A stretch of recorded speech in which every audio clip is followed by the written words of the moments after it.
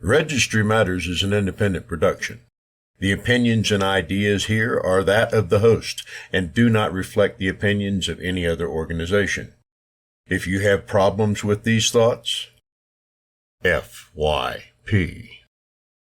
Recording live from FYP Studios East and West, transmitting across the internet. This is episode 253 of Registry Matters. Good evening. Happy Saturday night to you, sir.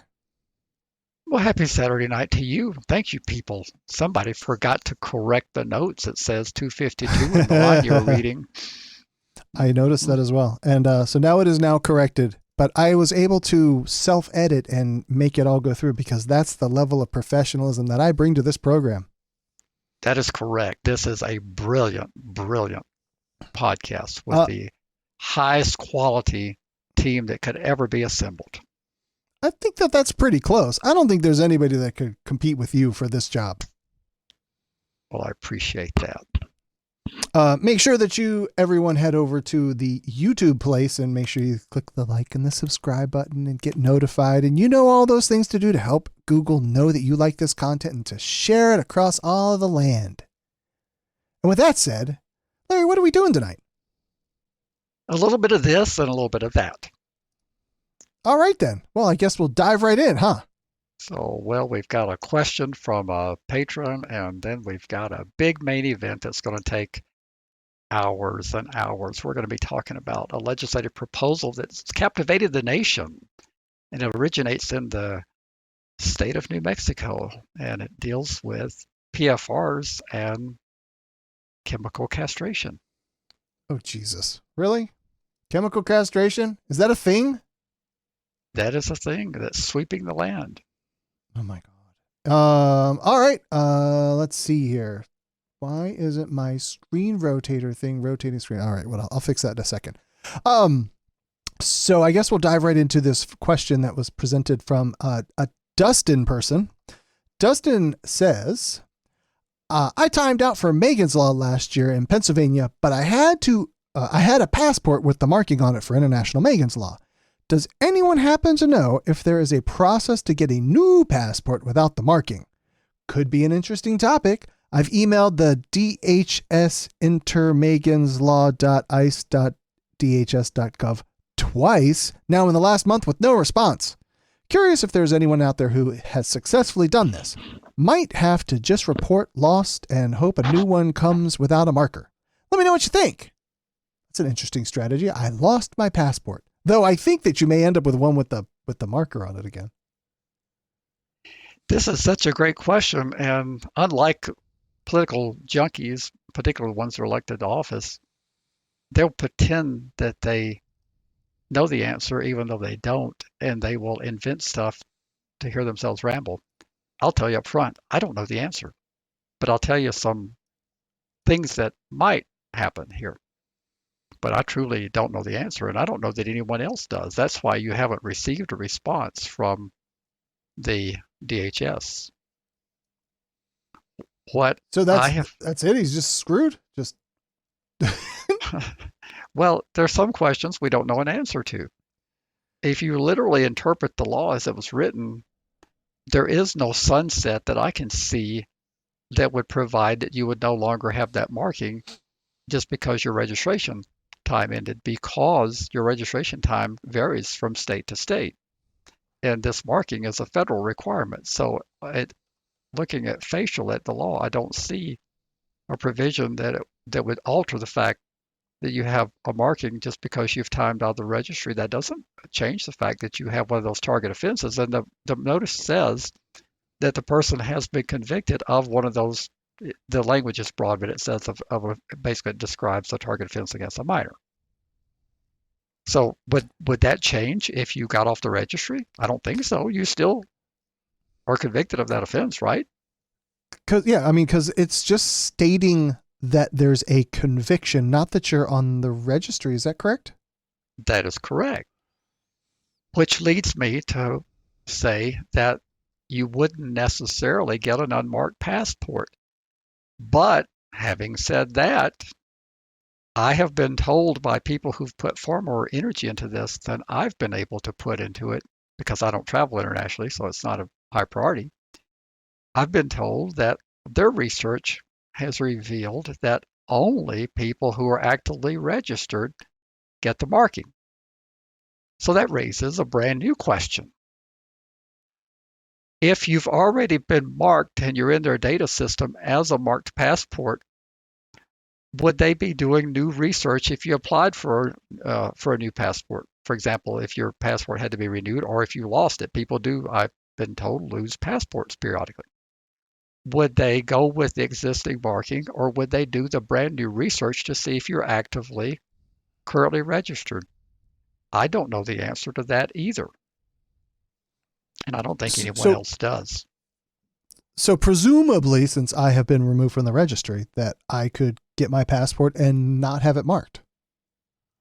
That's what people who have done more research than I've done have said, that they've been able to independently verify that. But I don't know that I want to go out that far on the limb, because whether or not you've gotten off the registry, you were originally, if you were ever registered, you were in the NCIC system as a registrant.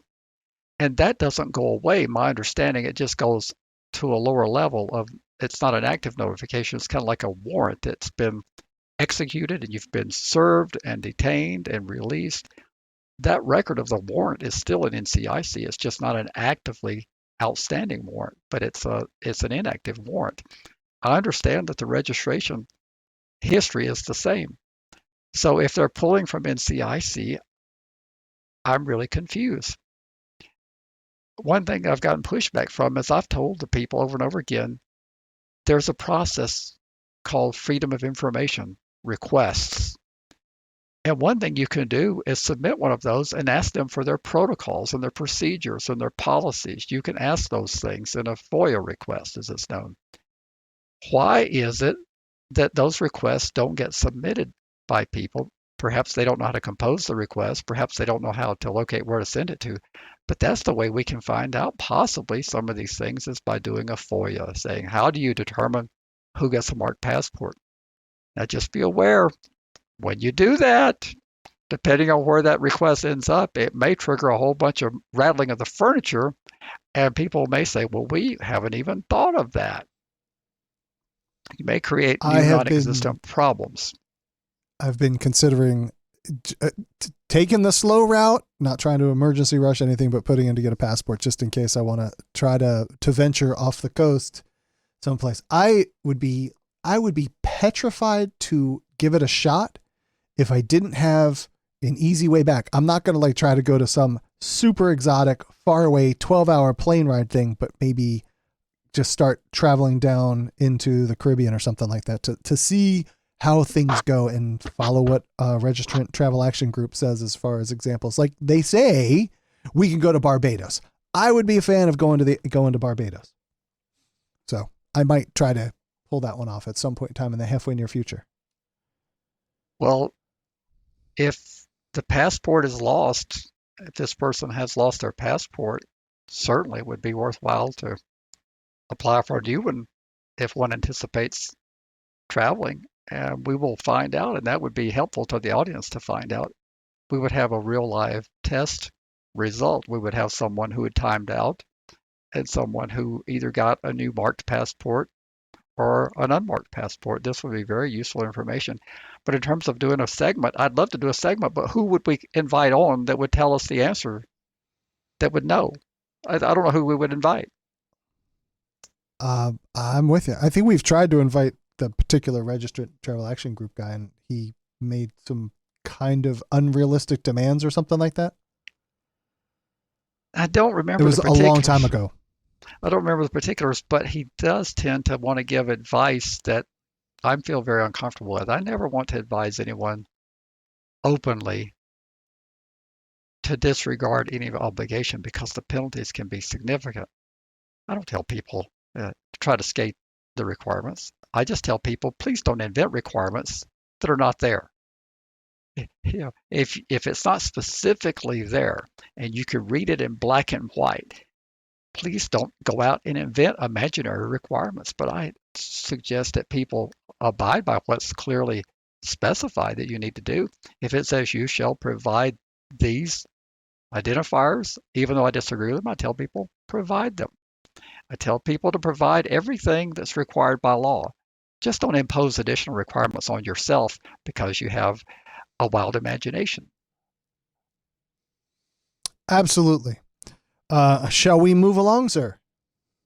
I think I've done the best I can do unless you have any more questions about this, but truthfully, we don't know. I got nothing else on this one. But so if we're gonna roll into this main event here, here's what we will do is we're gonna cover this New Mexico thing that has the whole internet abuzz, and it's this New Mexico bill that would require chemical castration for our PFR type people. And the bill is House Bill 128 in New Mexico, which requires chemical castration of those convicted of sexual offenses against a minor. And I thought you liberal do-gooders don't enact any such draconian laws. And so what's up with that? And do you have any idea, like, what's the chance of this thing making it through there, right?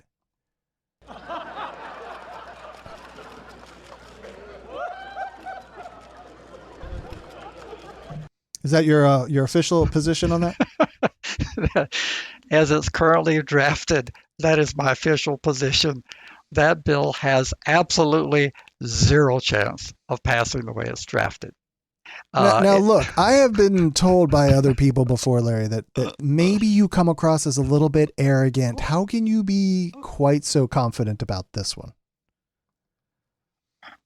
Well, because I know our legislative process here. I know the key people who will be making the decisions in terms of how this bill moves or doesn't move.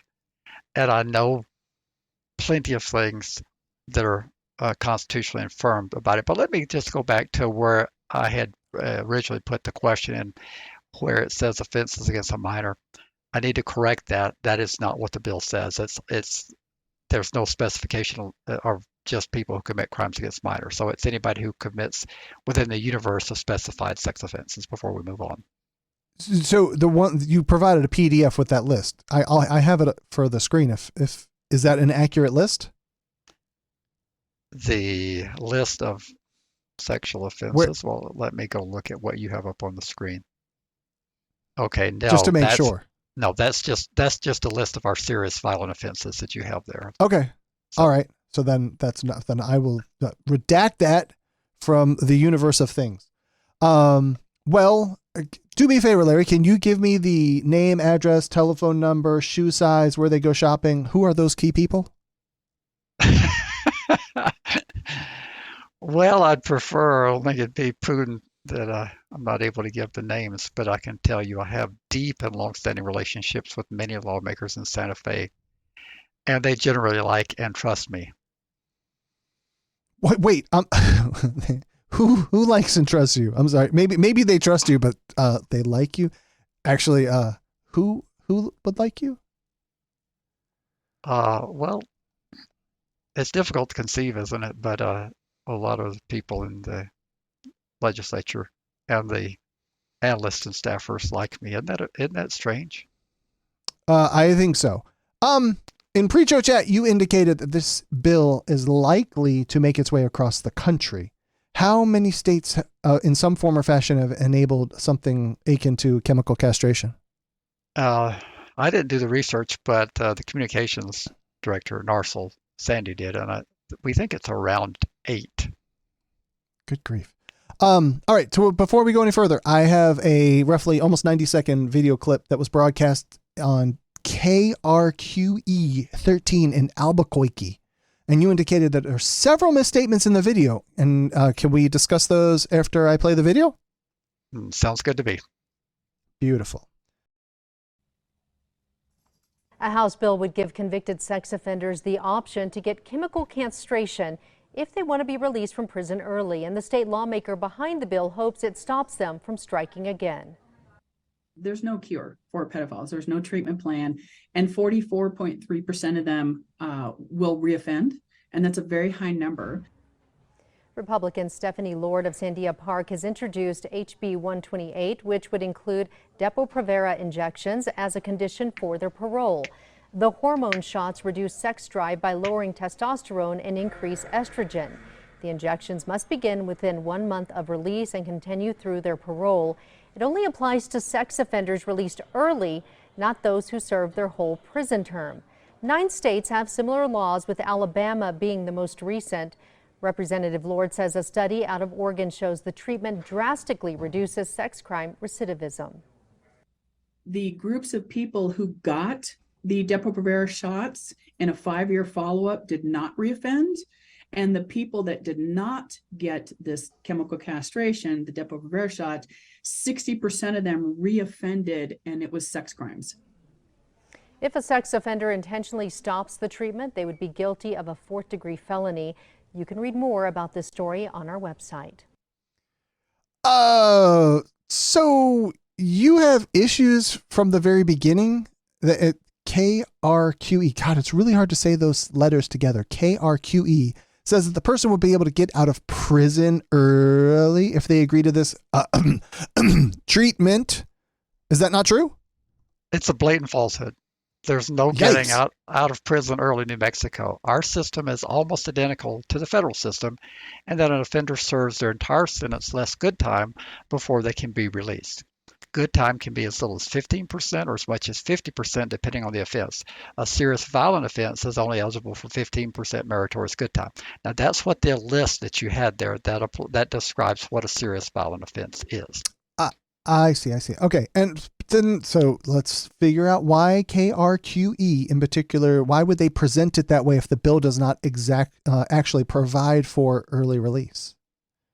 Well, you'd probably need to pose the question to KRQE and the media. I would have a guess, and my guess is they don't know, or it's intentional to drive the ratings. Wait a minute, not ratings, really? There you go again. Why do you people have to make excuses for justify false reporting? And how wouldn't they know? I mean, the bill is like what, 2.5 pages, and it doesn't mention anything about early release. So where did they come up with that? Poppycock? Poppycock. I'm not really making excuses. I'm simply stating a fact. They either don't know, or they're doing it intentionally. What is your solution to false reporting? Do you want the big bad government to move in and regulate the content that a for-profit entity is allowed to put on the air? I'm really confused. Those on the right criticize social media platforms for trying to weed out false content from their sites, and now you're suggesting that the big bad government should be in the content regulation business? You people are too much. You have issues with some of the other statements as well. Can you elaborate, please, on what's up with that? Well, Sandy and I both agree that the representatives, Lord and Block, the sponsors of the bill, they don't seem to understand the legislation either. And Lord said, quote, since pedophiles are eligible for early release in New Mexico, for that privilege, they will need to agree to chemical castration as a condition of their parole. If they don't agree to these terms, they can stay in prison away from society and do their entire sentence. Her error, aside from being incorrect and inflammatory usage of the word pedophiles, is just totally incorrect because they already served their entire sentence. They're not eligible for early release. This will end up holding them beyond the completion of their sentence, which already happens. So what you do here is you get your 15% off if it's a serious violent offense, and all sexual offenses are not serious violent offenses. You get 50% off. You get 30 days per month, for a good time. So your sentence, if it's 10 years and you get 50% good time, no forfeitures, it's a 5-year sentence. You've exhausted the 5 years in its totality, the 10 years by serving 5. You're then deemed parole eligible. But you've earned it because your sentence is exhausted. Then the parole board comes in and hands you a list of conditions, including where you can live and all the things you have to do for your parole period. But you've served your prison sentence already in its entirety. It's not like an indeterminate period like Georgia and Texas where they give you 2 to 20. And after a period of time, you're eligible to be released and you'll serve the remainder of that prison sentence on parole. So they're just factually wrong. It's just not the way it works here. Then Representative Block said, quote, with clear science and support from the experts in favor of chemical castration of pedophiles. This is the most common sense legislation to ensure the threat of these criminals is dramatically reduced, end of quote. And as Sandy noted, there's very little support from science and experts. Most support the opposite. And this is just inflammatory, either deliberately or because these people are ignorant. As it was said in the clip, Representative Lord stated that 44 1/3 of the ones attracted to the young ones will reoffend. And that number for recidivism is that's like 10 times higher than anything that I've seen. And do you plan to challenge that assertion? Are you going to go march into her office and be like, "Hey, get your shit straight"? Not particular. Don't plan to spend a lot of time in Representative Lord Block's office. But it's interesting that if they were really focusing on the word that they use so loosely, then they would have narrowly tailored this legislation. This applies to the full universe of sexual offenses, regardless of whether there was anybody that would fit in that category that starts with a P. I think you're having internet or computer issues at the moment. Go. Please continue. They just don't know what they're talking about, or they're being misleading. This would get the 20-year-old college student, because we have a 4-year protection plan here on our law. So a 20-year-old college student who has sexual activity of a consensual nature with a 16-year-old that's just 5 days shy of being 16, and he's 2 days above his 20th birthday. There's a total of 7 days outside that 4-year protection zone. He would be required to do this. But that would be a totally normal behavior to have consensual sex with a consenting party. I don't understand how it is that Representative Lord and Representative Block can't understand this. But they never seem to narrowly tailor anything. They just go with a broad brush because this was handed to them by the advocates for the victims who want to have their problems cured by legislation. And this thing is going to roll around the country like wildfire. And this is just junk. It really is junk. It has zero chance of passing as it's written right now.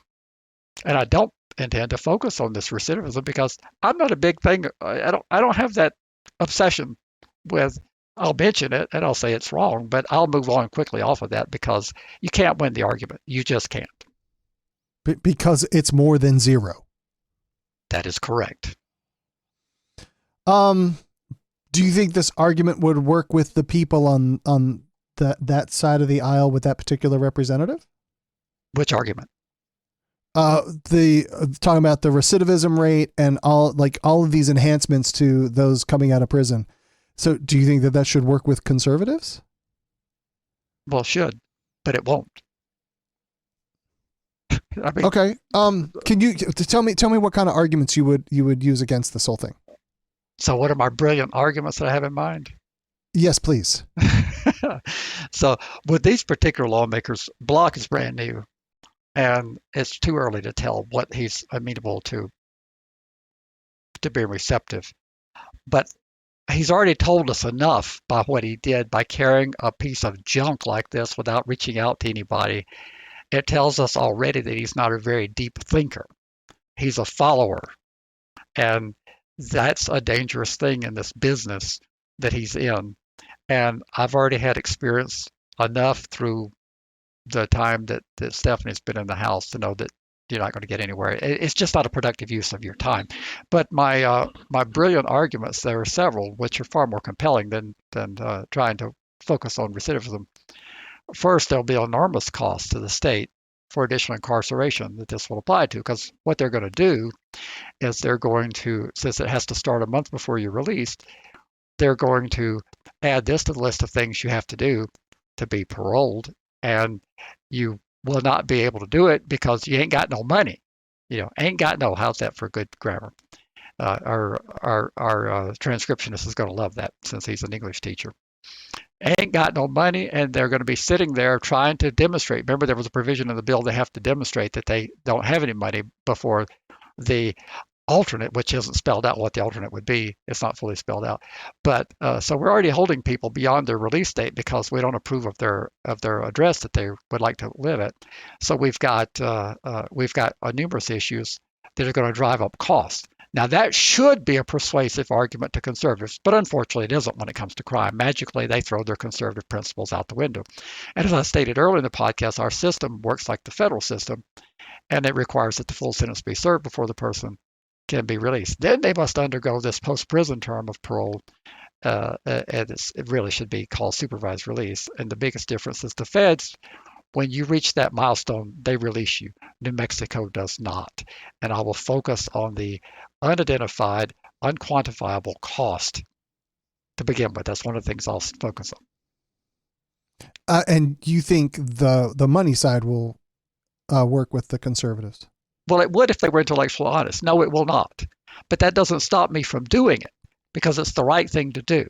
You watch them squirm and you watch them roll their eyes and you do that kind of things. But no, it's not going to work.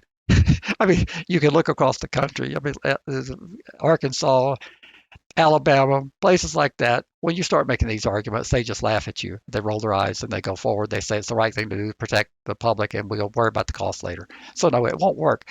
But it's an enjoyable thing to do because it helps you build the opposition. And I'm trying to build opposition. I'm not going to get any opposition or any rational basis, any thoughts rational coming out of these two sponsors. So I'm not even targeting them. They're the last thing on my mind. I'm trying to build opposition. And you also mentioned in pre-show that you have another argument that for the conservatives. You have another argument for them?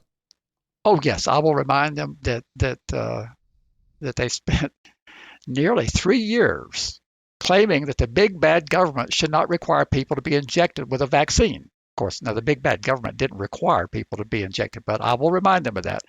And I will ask them to hold true to that position. Government should not require injections.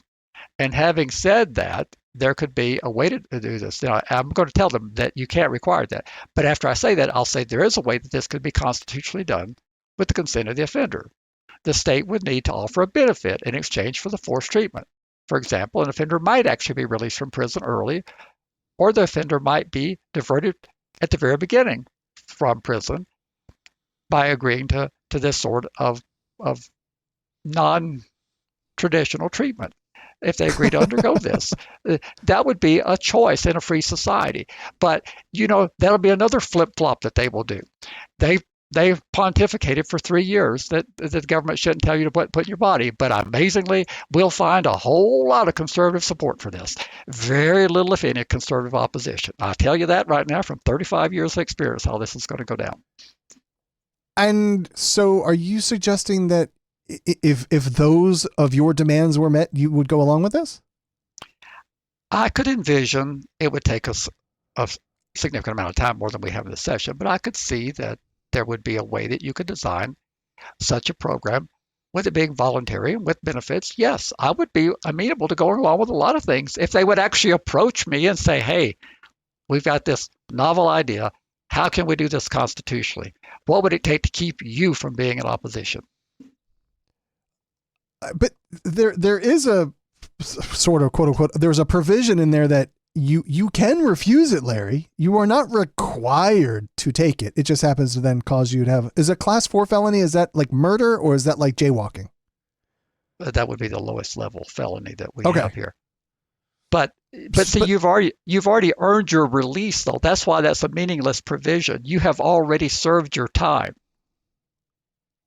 This is sort of along the lines of the extra punishment of the registry and not just having some sort of mail-in card that you send in, but all the extra baggage. So this is on top of that you just completed your 5, 10-year, 15-year sentence that you get to go to the health department on a 2-week basis to get an injection. This is on top of that you've already done your time. That is correct. If you are being allowed to stay in prison rather than being granted early release, my opposition level would decline somewhat, because I've always said to you in our private conversations that if you don't like the conditions of true parole when you're being released early, You can always tell them, I don't like these conditions. You can stuff them, and they have another program for you. It's called continuation of your sentence. But in this case, you've already served your sentence. You have a second sentence following you, like the federal system, and we call it parole, and it's misnamed, but it's identical to what they do in Illinois, what they call mandatory supervised release. And this is a whole different comparison. But if you were deriving a benefit of early release, I would have a lot less opposition. Do you have any other brilliant strategies? I will hammer on the unconstitutional of the bill as currently drafted. The bill is unconstitutional in several aspects. It's not constitutional to force people to undergo such a procedure. I'd call it barbaric procedure, especially when they receive nothing in return. In addition, the bill proposes to create a new felony offense for failure to undergo the treatment. That cannot be. A condition imposed, a supervisory condition, cannot constitute a new offense in and of itself. At most, it would send the person back to prison for the remainder of the previous sentence, which in New Mexico could be a very long time because the period of parole, or supervised release as it should be called, is indeterminate. But they can't hit you with a new felony for a technical violation. This would be a technical violation.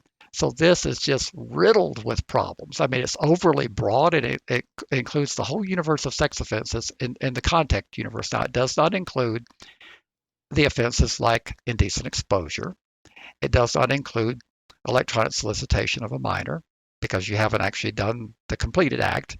It doesn't include video voyeurism, and it doesn't include CP-related offenses. But it includes all the universe of contact offenses in that whole section of our sexual offense statutory scheme. Are you a first-time listener of Registry Matters? Well, then make us a part of your daily routine and subscribe today. Just search for Registry Matters through your favorite podcast app. Hit the subscribe button and you're off to the races. You can now enjoy hours of sarcasm and snark from Andy and Larry on a weekly basis. Oh, and there's some excellent information thrown in there too. Subscribing also encourages others of you people to get on the bandwagon and become regular Registry Matters listeners. So what are you waiting for? Subscribe to Registry Matters right now. Help us keep fighting and continue to say FYP. And New Mexico is not unique in proposing this strategy. You said earlier that you think it's 8, so a handful of states already have it. I did read the Alabama law, and it seems almost word for word that you could compare them side by side, and they're identical. And very much thank you, Sandy, who does the research stuff at NARSOL. She's the communications director. And I'm not going to read the list, but it will be available. This is the list that you're talking about that is not necessarily so accurate. Is that right, or a different list? It's the list below. It's where it says list of states. Oh, I see that list. Okay. Yeah. So that'll be in the show notes.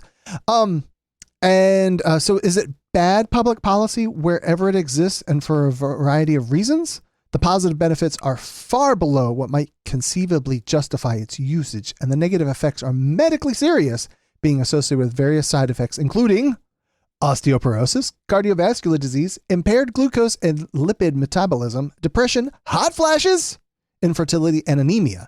The vast majority of the population on whom it is coerced and forced through more acceptable forms of therapy and self-motivation will not reoffend sexually. The moral and constitutional objections are universal and compelling. From a moral and human rights perspective, the general consensus that is barbaric and reminiscent of our nation's earlier and darker forays into eugenics, as one study puts it. Chemical castration under the current laws is vaguely positioned between punishment and treatment due to lack of informed consent by the recipient. That was what Sandy said in her posting today, and that is beautiful. And we do have the list of states, and I'd like to just have an impromptu discussion a little bit about the legislative process here so people will understand how this is going to go down without giving you a lot of details. So if you have anything else on the main body, then we'll get into the legislative process, which is going to be freeform. Let's see here. Well, so somebody asked what groups publish stats about PFRs having higher recidivism rates. Like you said, I'm unaware. People have looked for these and they can't find anybody that has any sort of credible things as far as I know, which Larry's going to rail back and go, I don't care about recidivism.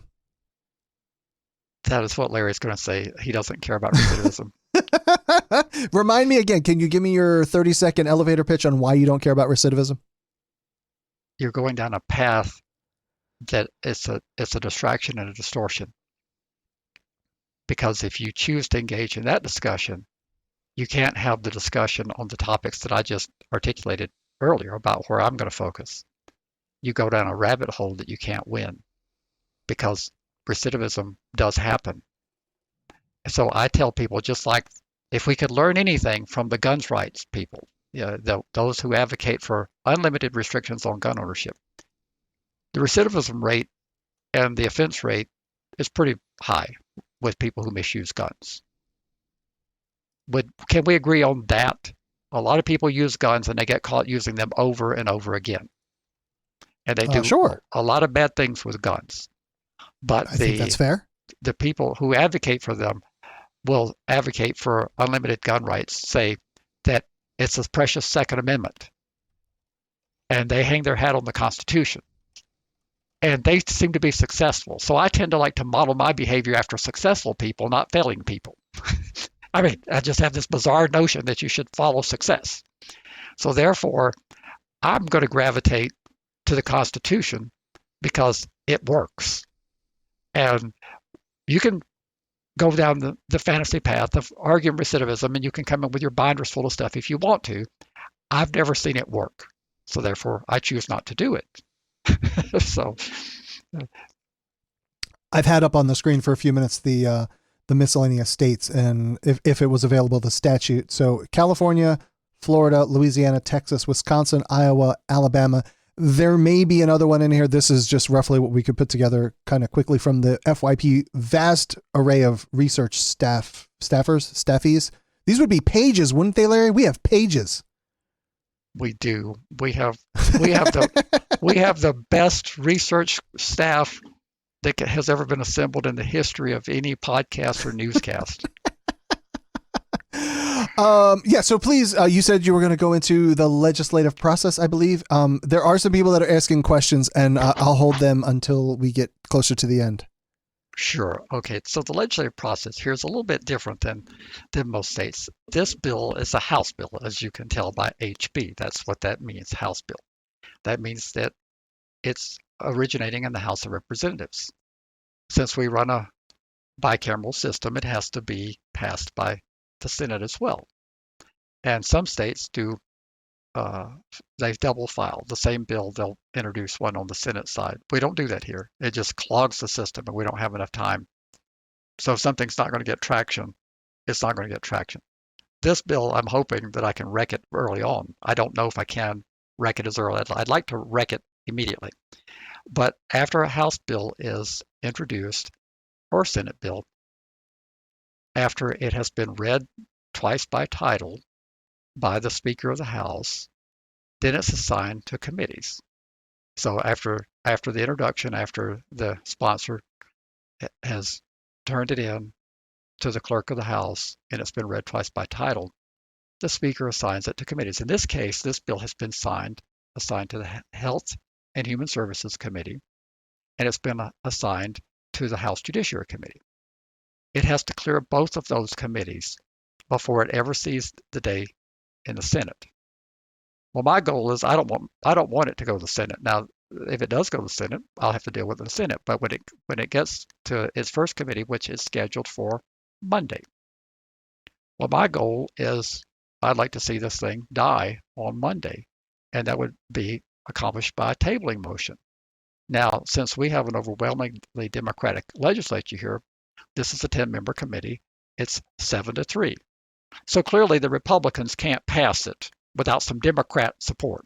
Can we agree with that arithmetic? You've got to have a do-pass recommendation that has a majority. So we need 6 of 10 to get a do-pass to keep this moving. So that means at least 3 members of the Democrat Party have to vote do-pass.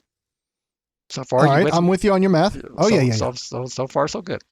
Well, if it's 5-5, it doesn't get out. And so what's going to happen is at the end of the presentation by Representative Lord and Representative Block, there's going to be at the chair of the committee, who's Liz Thompson. She's going to say, "What's the pleasure of the committee?"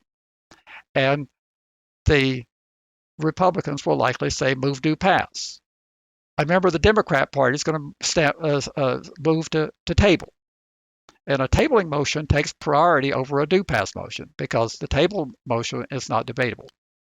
So the substitute motion to table will be made in all likelihood. Now, again, I'm not a member of the House. I'm only a long-term advocate, but that would be the process.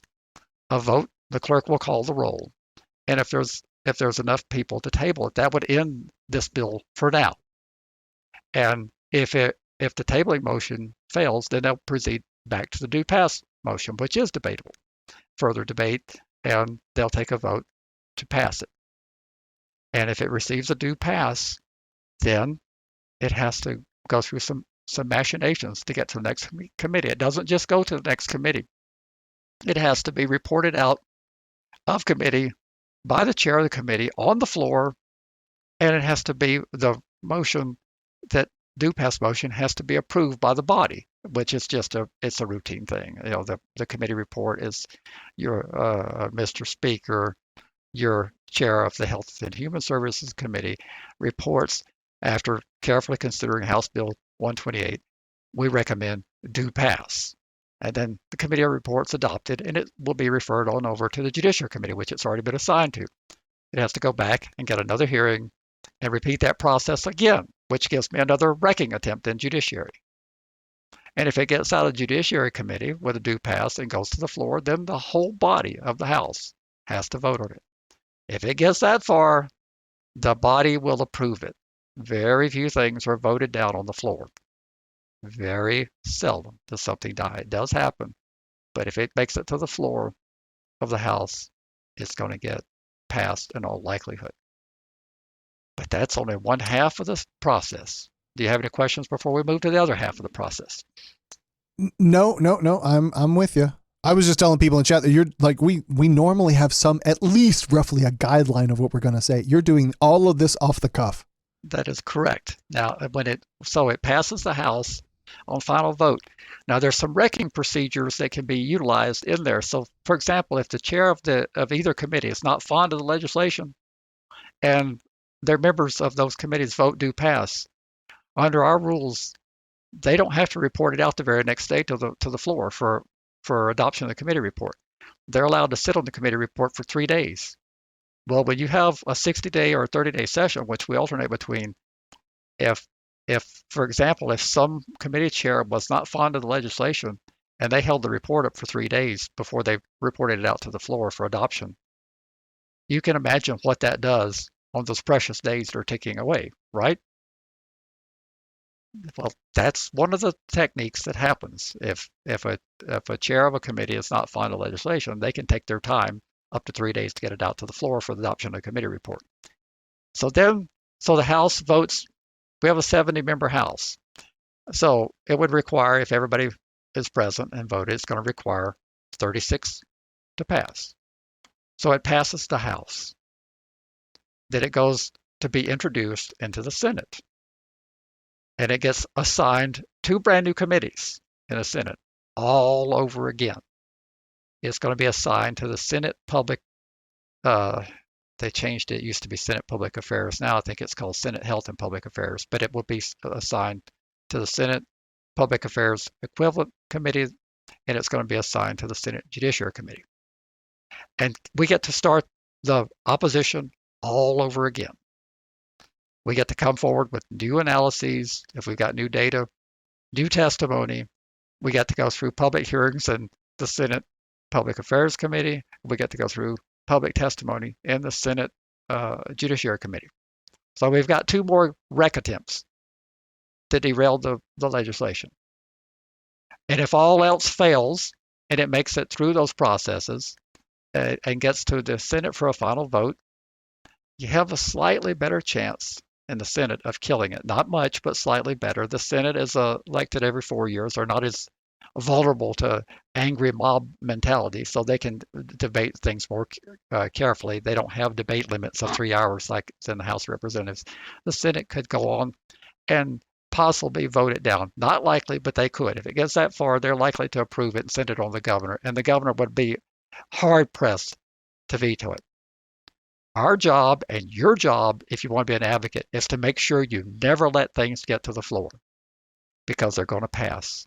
And if you let them pass the floor, you got to make sure you wreck them on the second half of the process, because if this gets to the governor has very little political capital to veto something like this. With the notoriety that we're getting around the state, even around the country, not just around the state, it would be politically very unlikely that any governor would veto such a legislation. This is an example of what you need to be thinking about when you get mad at Obama for signing the International Megan's Law. Amazingly, they don't get mad at Bush for signing that on Walsh Act, but that's a discussion for another day. Amazingly, they're all quiet and silent about that. But Bush would have had he would have been in the same position that Obama was in. It got to him with almost unanimous approval. He was not told there was anything wrong with it, and all the talking heads were saying, "Mr. Bush signed this. It's great for his children." All the victims advocate, law enforcement apparatus, most of the law enforcement apparatus are going to be saying, if this makes it to the governor's desk, she's going to be told that she needs to sign this. So our job is to make sure the governor is never given that choice, because if we wreck the train, the governor can't sign it. Okay. So I have one super awesome solid question after I ask you a few of my own, unless there's anything else that you would like to do first. Anything you want to do? I think I've pontificated enough about that. I believe so. All right. So again, this bill is super short, and I have it up on the screen rotating around on whatever paragraph B would be. A person required to undergo chemical castration treatment shall begin treatment not less than 1 month prior to the person's release from custody of the corrections department, and this is what I want to ask you about, and shall continue receiving treatment until the court determines the treatment is no longer necessary. What would be the determining factor when treatment would end? Like, how would you determine, what's the court going to do to determine that treatment is no longer necessary? That is a great question. And it would be like many other things that we have, particularly our indeterminate period of parole and probation here for PFRs. It'd be one of those things where the courts would be, hey, we don't want this decision making. This is actually a parole condition. So the administrative office of the courts and the judges associations, they're likely to put in opposition to this because they don't want this job of making this determination. But there's no guidance provided. This is one of the many things that's wrong with this bill. There's no guidance telling them how they would make such a determination. But it's there. This is an example of sloppy drafting and careless legislating by two people who really don't care that much about being good legislators. They care about apparently getting a lot of publicity, and they've succeeded. And I mean, you dug more into it. You answered a question before I was able to ask it. Is this inexperienced lawmaking? Is this grandstanding? I mean, is that just trying to puff themselves up to get more press than they deserve by drafting some knee-jerk legislation that's going to get them votes or something? Well, of course, they didn't draft it. It was handed to them. But fair enough. They agreed to sponsor it. And what they do when they get these model bills from advocacy, it may be any number of sources that you got. It may be from a law enforcement apparatus. It may be from the District Attorneys Association. It may be from whoever. But he didn't draft this. You pointed out how much it looks like Alabama's, which Alabama's was handed to them. This is sure some advocacy that wants this to become the law of the land because it's going to save people from being re-victimized because of recidivism. But in terms of your question, I don't know if they're grandstanding or they're stupid, but they're one or the other. And so if I recall correctly, there's an advocacy group that's pushing Marcy's Law, and so they have something of a cookie cutter that they go through and try to find a state legislator that will sponsor it to try and move it through that local state. And that's how that has moved around all the different states. Could this be similar, that there's some advocacy group like the pro chemical castration lobby or something like that? There's no doubt there is an advocacy group. I just don't know yet. It has not manifested itself. We don't know who's pushing this, but since it's making its way around the country and there's such interest in it, clearly there's some background noise that's driving this, and I don't know what it is. But I'm hoping we can put this thing to sleep this week and put it on the table where it belongs in the trash heap of history until they want to draft a sensible piece of legislation. And it does, from my side, I'm super interested. Like, perhaps if it worked, then like the arguments would change. But if it doesn't, does that conversation come up at all, or does that not matter in Larry's universe? It'll be mentioned that there's doubts about its efficacy, but I'm not convinced that that's going to be the strongest argument. Whether something works or not, we have the registry. Does it work? Well, I know. How do you can't prove the negative? Has it stopped somebody from doing something more after they got out of the prison? The answer is probably yes. It prevented someone from reoffending in some form or fashion, whether they thought like the cognitive behavioral therapy, like it made them rethink their processes. Maybe their supervision stuff prevented them from doing it. Like, it would be hard to say that it is completely ineffective and has zero benefit. But on the other side, does that outweigh the benefits of trashing the Constitution and all of your other freedoms that go along with that? And there's where I'm going to focus my best effort on the Constitution, and particularly I'm going to focus on the unidentified cost of what this would run up. And there's so many identified costs. This treatment is very expensive. From the limited research I've done, it could be hundreds of dollars. And you have to do this every couple weeks. So it's a hugely expensive thing, and it would really need to be very narrowly tailored for certain offenses and for certain offender types, not to the whole universe of sexual offenses. This is just an example of, I'll say it again, stupidity. But just can we dig in there for just a second? If it is super expensive, and even somebody that's employed doing halfway well, and now you're talking about some new car payment level of a quote unquote treatment, and you're unable to pay, and it puts you into the poorhouse, does that eventually become something like a debtor's prison? It does, and it also clogs the courts because there's a provision in there that says that there's a judicial process. They don't spell it out, but to determine indigency. And that would be a time-consuming process as well that would cost money. The courts really don't want all these responsibilities. They have jammed caseloads already. They don't want this job. So I saved the best for last. A familiar person to you and a good friend of mine named Fred asked this question. Ron DeSantis is calling for the death penalty for some PFR type offenses in Florida. He knows that SCOTUS, the Supreme Court, ruled that capital punishment can only be used in cases of murder. DeSantis is convinced that will be reversed when challenges to his new law come up. Does Larry, that's you, think that this is likely to happen with our current conservative majority in the Supreme Court? If he'd asked me this 5 years ago, before the last administration, I would have said no.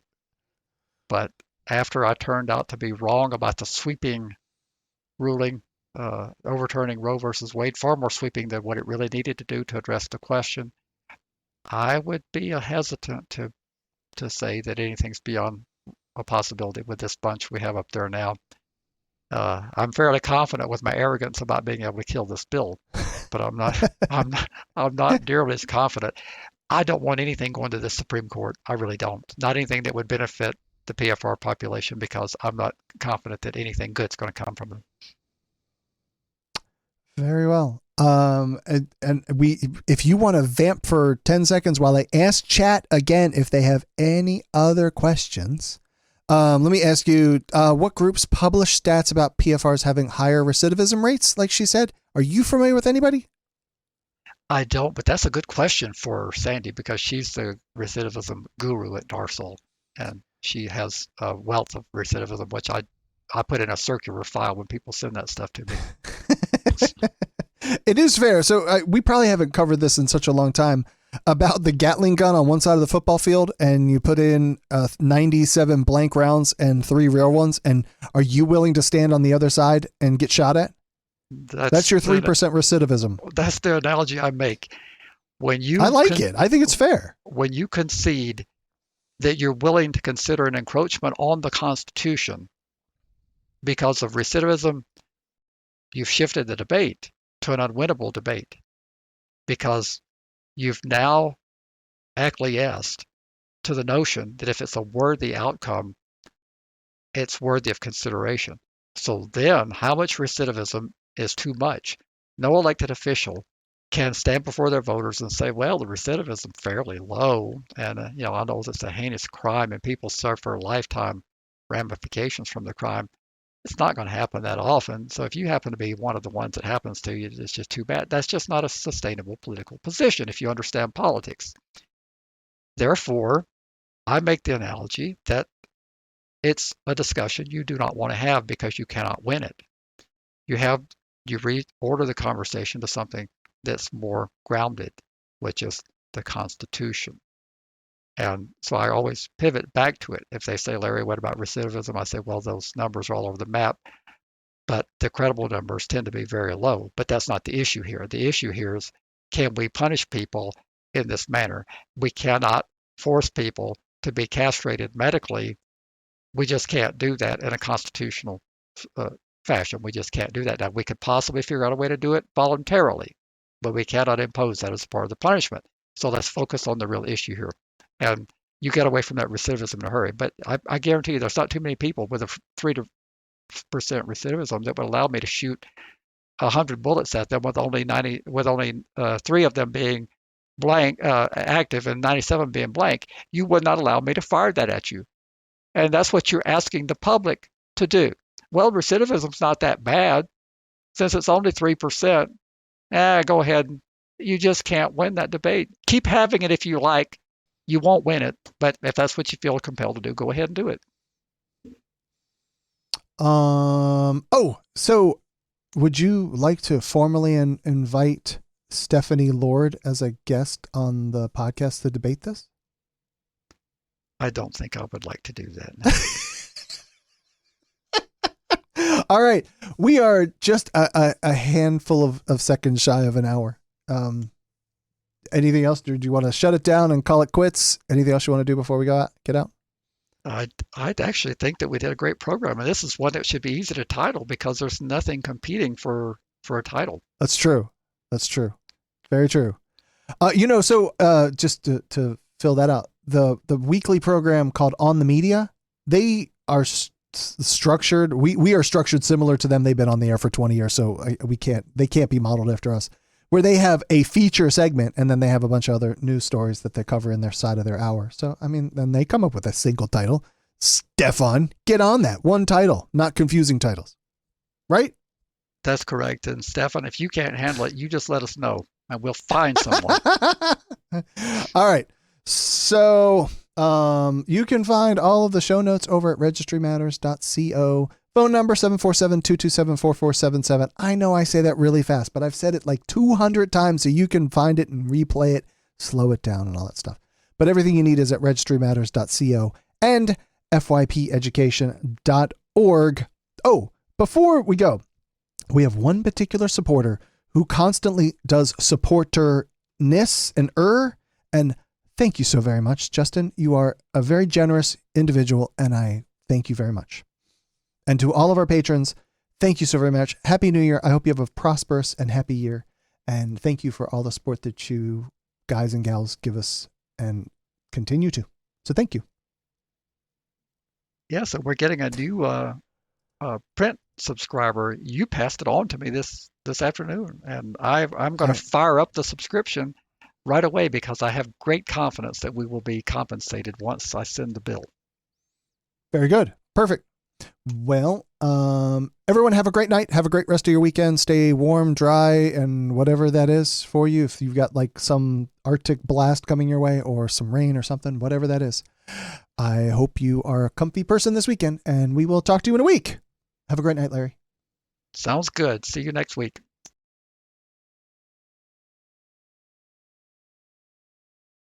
You've been listening to FYP.